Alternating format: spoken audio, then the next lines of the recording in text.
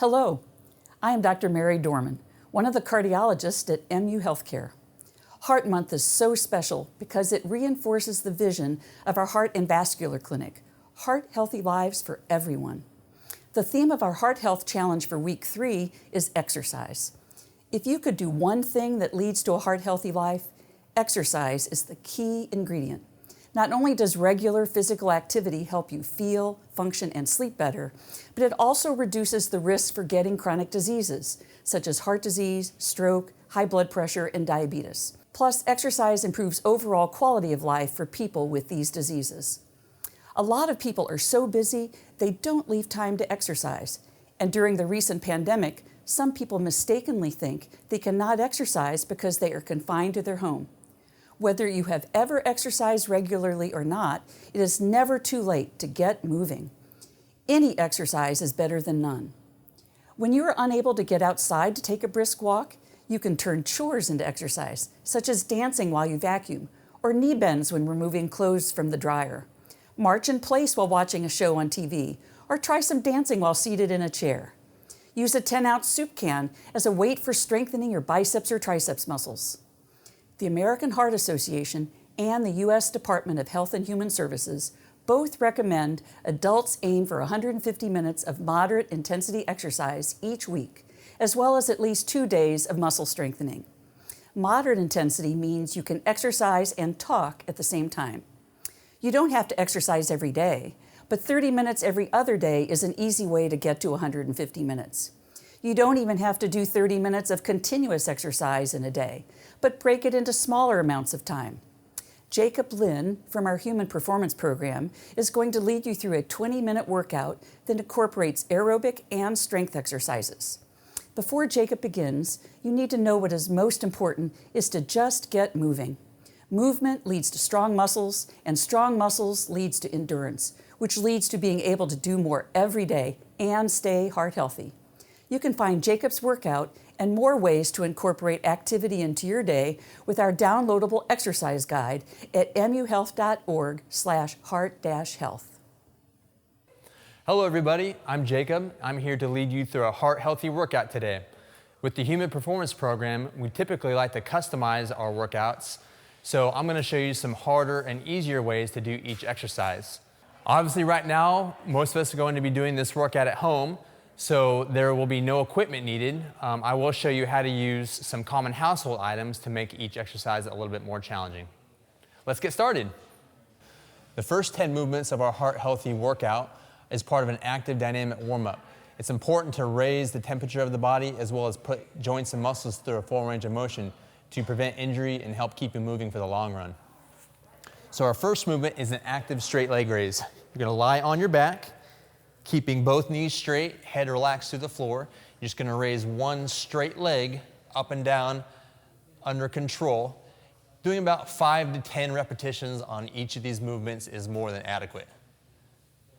Make sure you do both sides.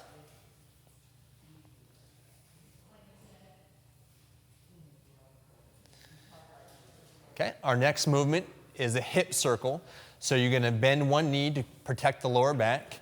Then with the other moving leg, you're going to raise the knee up to the chest, open the gate out wide, then extend the leg. So you're putting the ball and socket joint of your hip through a full range of motion, as well as activating your core muscles.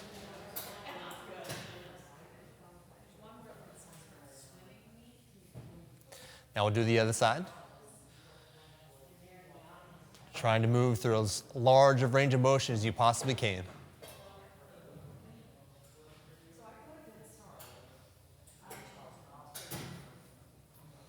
All right, our next movement is a mobility movement for our upper back and shoulders.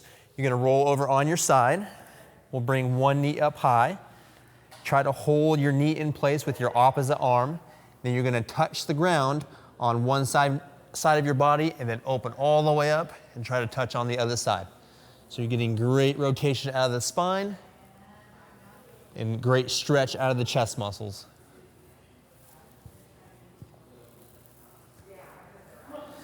You can get a little bit more effect out of this movement by following your hand with your eyes.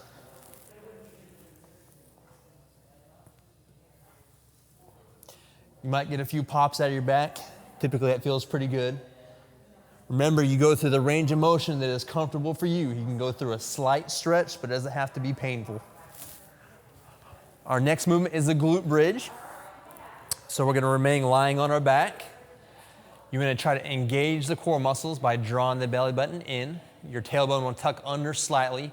Then you'll actively squeeze your glute muscles to raise the hips up off the mat as high as you can go. Make sure you keep your core muscles engaged as you raise the hips up.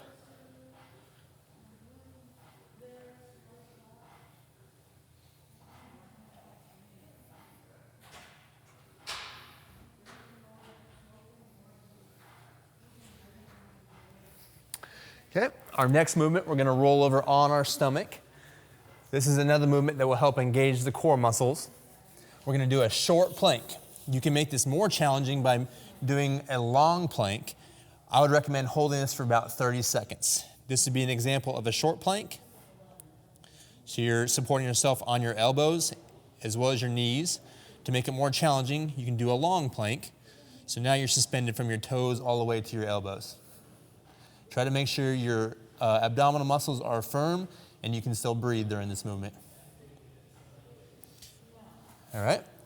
And then to get some of the core muscles on the sides, we'll do a similar theme, but we'll do it on one side and then the other. Okay, so this would be an example of a short side plank. You're supporting yourself on the knees and the lower legs as well as the elbows. And then if you want to make it more challenging, you can step it up and do a full long plank. It's important to try to keep all of your joints stacked, shoulder over elbow, hip over hip, ankle over ankle. You want to make sure that you do both sides. So remember, you can do a short plank or a long plank. Again, trying to hold this movement for about 30 seconds.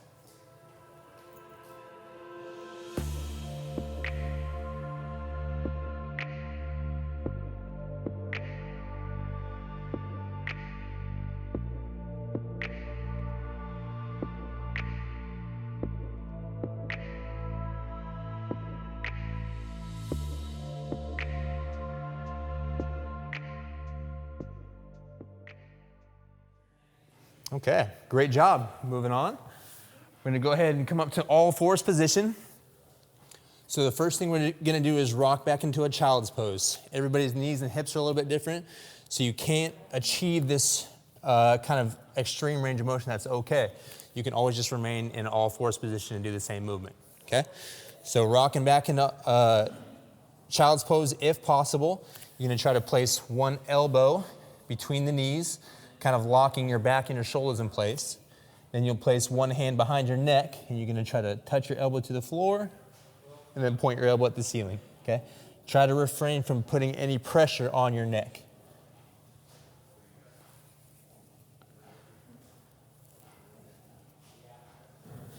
You might notice that you can open up more to the right side if you're a right-hander. That's totally normal.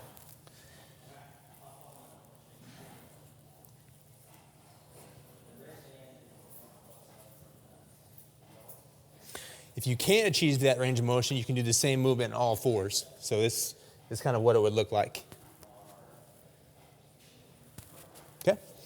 Our next movement would be called bird dogs. So we're going to try to achieve a strong tabletop position.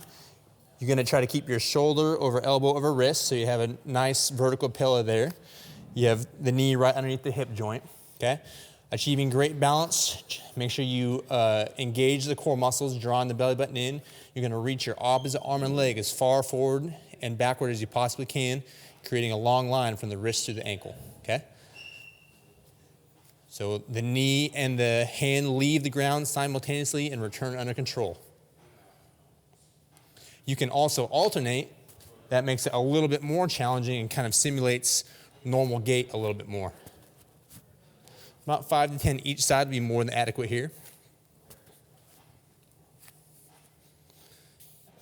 Our next movement, we're going to go ahead and stand up on our feet. We'll take a wide stance, ideally maybe a foot or two outside of each shoulder. Okay, we're going to kind of prepare our groin muscles. We're going to do an active groin stretch. You can keep your hands on your knees and support your body weight.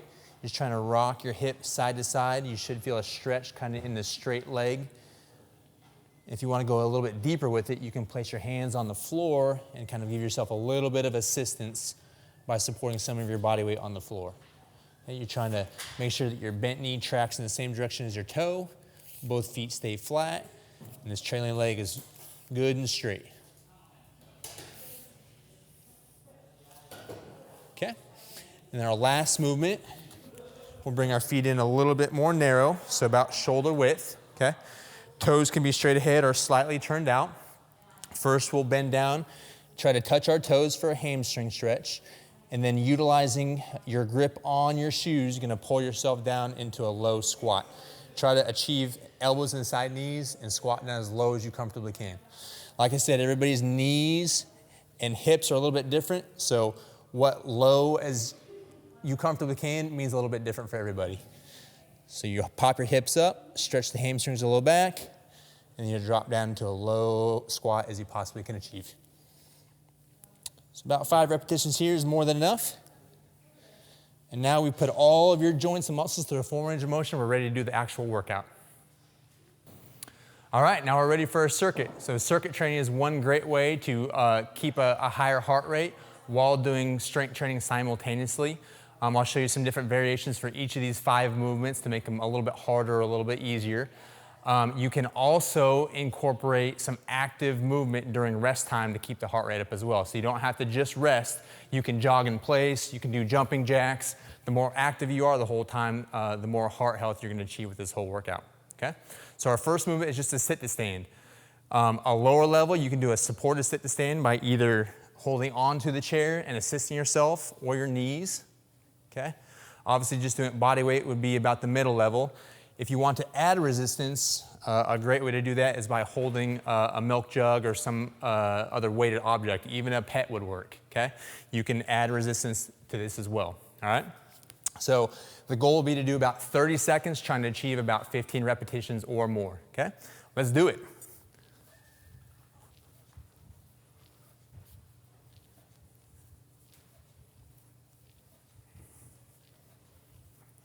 Try to keep both of your feet flat. Then we want to control the upward and downward movement. Make sure you're not plopping down in the chair. If you don't have a suitable chair, you don't necessarily need one either. Almost there, about 5 more seconds. Here we go. There's 30 seconds of work right there. My legs are burning a little bit. I hope yours are too. So our next movement is called a swimmer. It's going to put the shoulder muscles through a full range of motion. A little bit easier version would be just standing, putting hands behind the back, and raising your arms overhead as if you're doing a jumping jack. Slightly harder, be lying down. You're going to start with your hands on your tailbone. You're going to try to keep your hands and elbows as high as possible through a full range of motion all the way up till you can touch your hands overhead, okay? A slightly harder version would be to use some water bottles. These weigh about a pound, 16 ounces of water. And now you can add some load to the movement. This will make it much more challenging. Okay? So as well, just like we did with the sit to stands, we're gonna go about 30 seconds trying to achieve about 15 repetitions.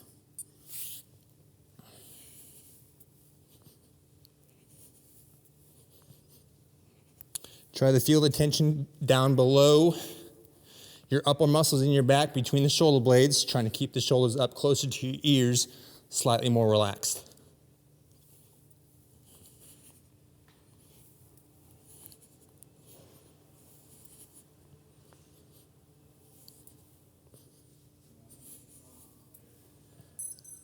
Here it is, 30 seconds. Great work. We're gonna come up to all fours. Our next movement is called a fire hydrant. So we're gonna be in this nice tabletop position just like we were in our active dynamic warm-up. Now we're gonna move one hip through a full range of motion just like with the circles. We're gonna go 15 seconds one side and then the other, trying to achieve about 8 repetitions on each side. So knee comes up to the chest, leg goes out wide, then straight back behind you. Try to make sure your torso is nice and firm by drawing the belly button in. Not much movement out of any other part of the body except for the ball and socket joint.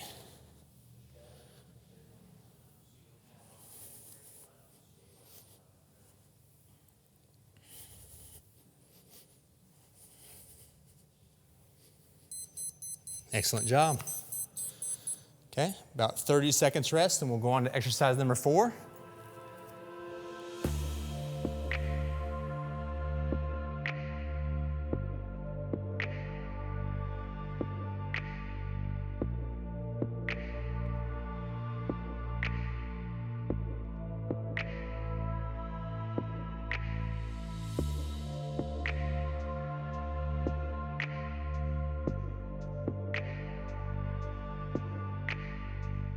Okay, exercise number 4 is a push-up against the wall. So elevating a push-up makes it a little bit easier.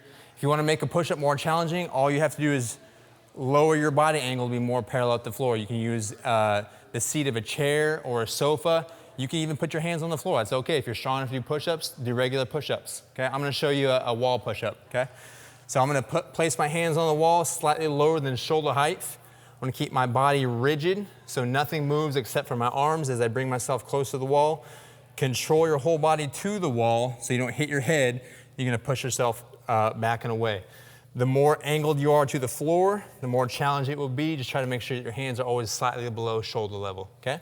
So again, 30 seconds. We're going to try to get 15 reps or more. Ready, set, go.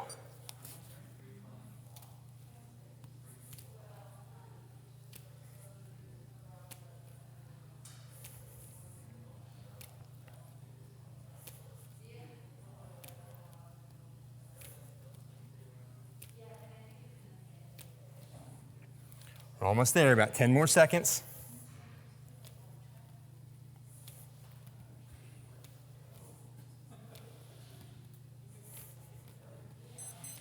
Great job. All right, about 30 seconds rest. Make sure you're doing something dynamic if you can handle it.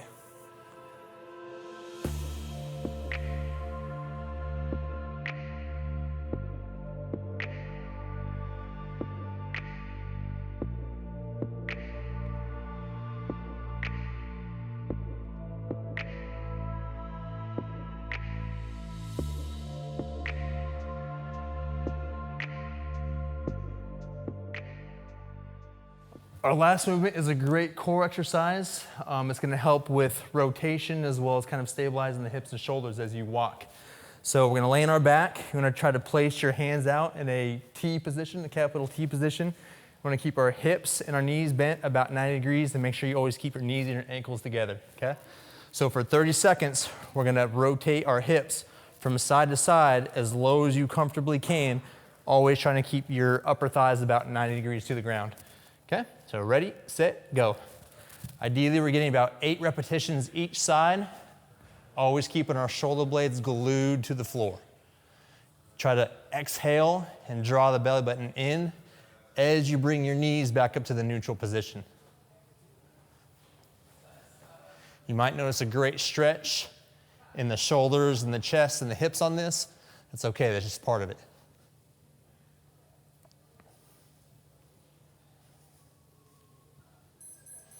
There it is.